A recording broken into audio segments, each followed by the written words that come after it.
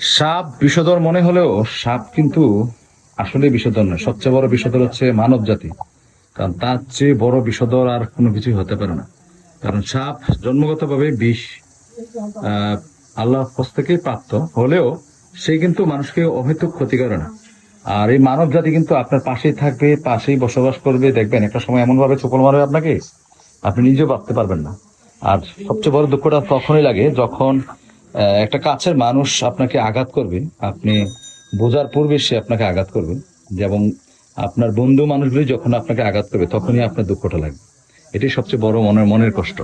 আর এই কষ্টগুলি তখনই আসে যখন কাছের কোনো মানুষ আপনাকে বুঝে শুনে ইচ্ছা করে যখন এই আঘাতটা দেয়। আসলে সাপকে আমরা বিষধর বললেও, হিংসাত্মক বললেও, সাপের চেয়ে বড় হিংস্র প্রাণী হচ্ছে মানুষ। আর মানুষের চেয়ে হিংস্র প্রাণী আর আছে কিনা আমার জানা নেই। ভালো থাকবেন, ভালো লাগে ভিডিওগুলি শেয়ার করে দিবেন। আসসালামু আলাইকুম।